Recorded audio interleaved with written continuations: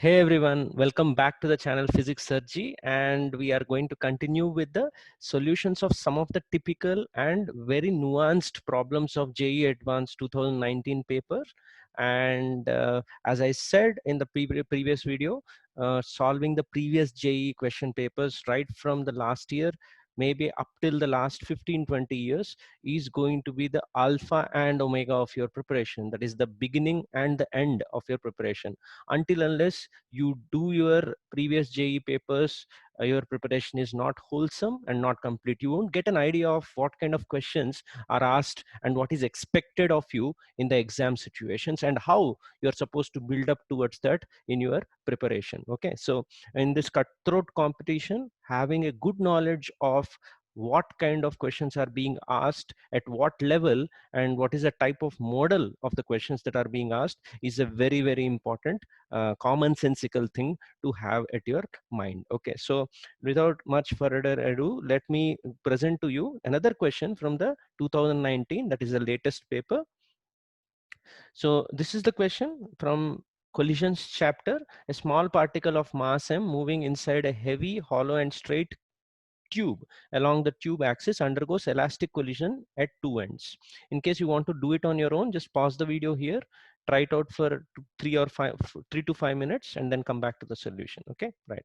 So there is a ball which is colliding back and forth, and the tube has no friction and it is closed at one end by a flat surface, while the other end is fitted with a movable flat piston. So this is the movable flat piston as shown in figure.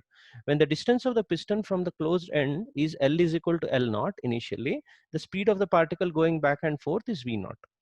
The piston is moved inward at a very low speed of capital V, such that capital V is very small compared to this ratio that he has mentioned. Okay, where dl is the infinitesimal displacement of the piston.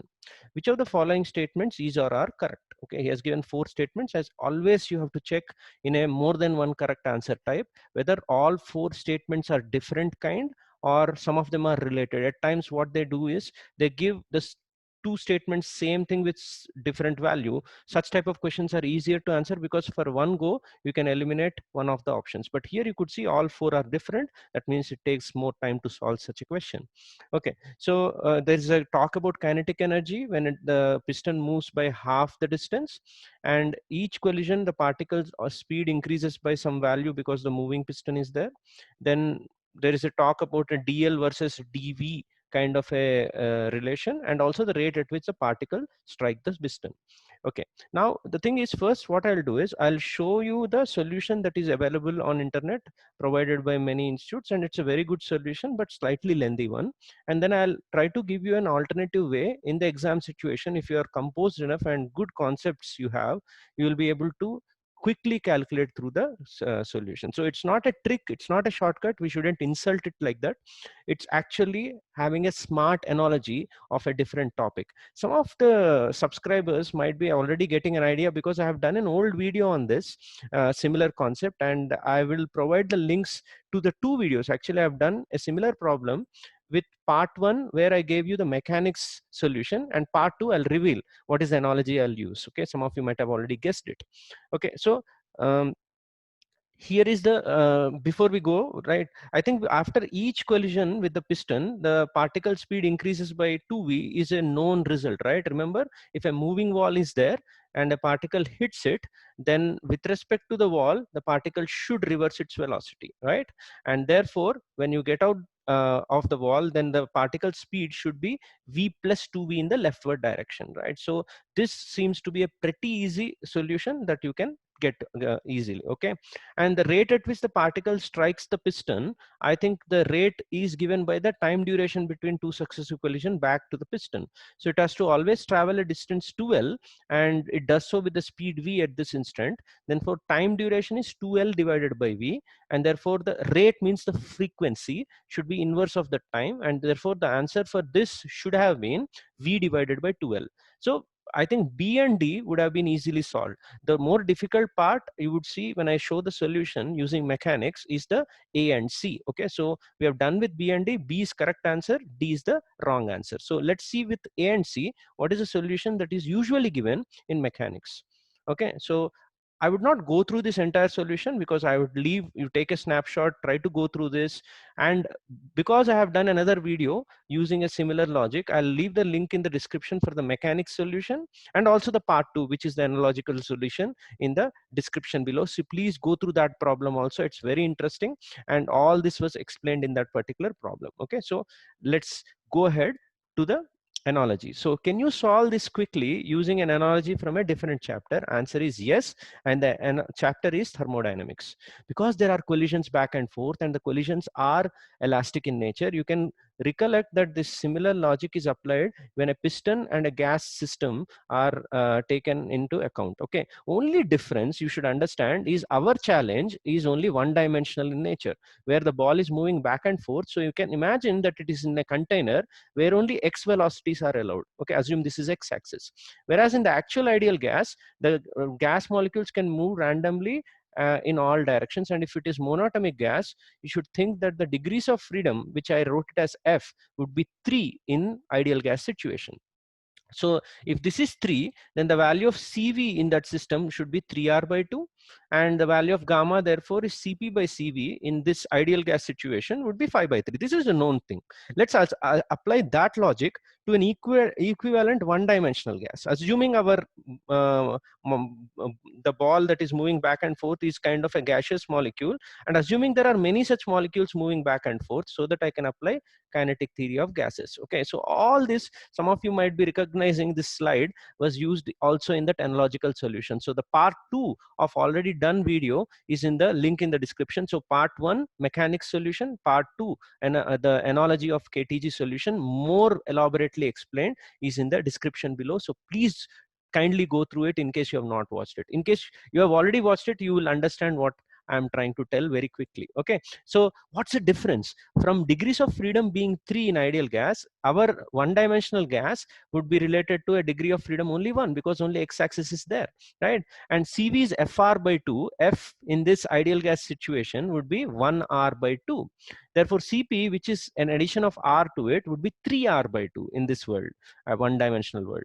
Therefore CP by CV for an equivalent gas of one dimension would be 3 instead of 5 by 3. So keep in mind gamma is 3 for this type of a gas. Okay, next. So let's see the process involved when the ball is going back and forth and the piston is very slowly being moved. It's very tempting to think for students that if piston is moving very slowly, it's isothermal process. It's not. You need to realize and understand the deeper meanings of what is meant by dq in ideal gas, dw on gas, and du. dq is supply of disordered form of or chaotic form of energy. Chaotic means random form. Okay, so if you heat a gas, the gas molecules start getting some thermal velocities which are in all directions, and they don't contribute towards the momentum of the gas. The random velocities don't contribute towards momentum. So when you supply heat to a gas, you assume that you are supplying random form of energy, and therefore you end up getting more of the random velocities. Okay, that is measured in the form of rise later on in value of du. Okay, so that is the form of dq. Whereas in dw on gas, it is supply of ordered form of energy. When you move a piston very close to the gas, right, so when you try to move the piston, it starts giving rise to, right, orderly form of energy. So if you go back to the pistons in this solution, if you move the piston very slowly towards left like this, it adds velocity to this ball. So every time the ball hits and comes back, remember in the option C, we have said that it is going to go with a velocity of 2v every time, right? So option B, I think. Okay, this one, right? Option B, this is 2v. This is supplying the orderly form of energy, and that is what is called work done by piston on the gas. Okay, so that's what I'm trying to impress upon you. So dw on gas is supply of ordered form, whereas the sum of these two, work done on gas and the heat supplied, together change the internal energy, which is related to temperature when both the forms are there. Now you realize in our problem, when the piston is being moved slowly, there is no supply of disordered form because of the question, right? Every time you look at the ball at a later stage, ball is moving in an ordered form. So disordered form of energy in the original IIT JEE problem is not there. That means you're looking at an analogy where dq is 0 in this problem. in a reversible process, dq in this problem is 0. That means you're looking at adiabatic process. So in our challenge, we can argue adiabatic process would become, remember, PV power gamma, whereas gamma for 1D gas we found in the previous slide is related to gamma 3. Okay, right? So this is PV power 3 is equal to constant, where volume in one dimensions is related to length. Okay, so I'll substitute that here. Okay, you might think all this is going in different directions, but you will get the calculations very quickly if you realize what we are doing here. Okay, so TV square, therefore PV is equal to nRT, then TV power gamma minus 1 you will end up getting, and gamma is 3, then this is V square. So when length became, let's check the options very quickly here. Length became half is equivalent to volume becoming half in one dimensions, right? So that is what we are trying to solve. So stay with me. If the volume became half or length became half, then the pressure in this format should become 8 times. We got it in one step. Then if volume or length became half, then this becomes 1/4, therefore temperature becomes 4 times. And also the value of the velocities are related to square root of temperature. Remember root 3 RT by m and all those things. So if temperature became 4 times, the speed actually doubles.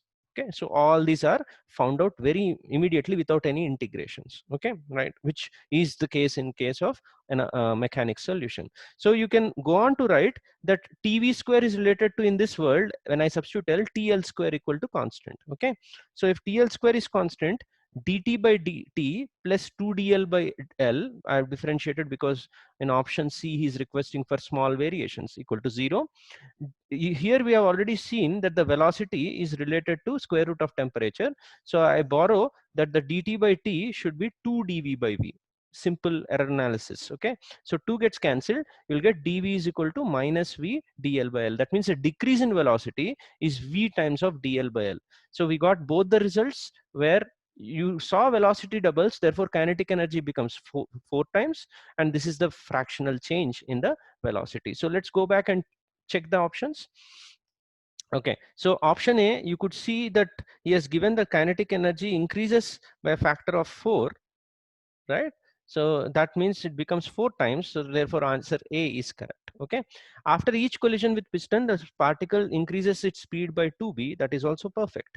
If the piston moves inward by dl, particle speed increases by 2v in this particular problem. I think that is not right. We got v times of dl by L. Therefore this would be not the correct answer. Okay, rate at which the particle strikes the piston, we found it is v by 2L. Therefore this is also not the correct answer. So the best correct answer would be A and B. So this is the idea. So please, in case you want to watch that actual video, go to the link in the description, and it's more visually pleasing question, and a more elaborate analogy was explained in that problem. I went through this a bit faster because I'm assuming that you have watched that video. So please do that, and you will be more comfortable in using this analogy. Okay, right. I hope you loved the way the problem was presented to you.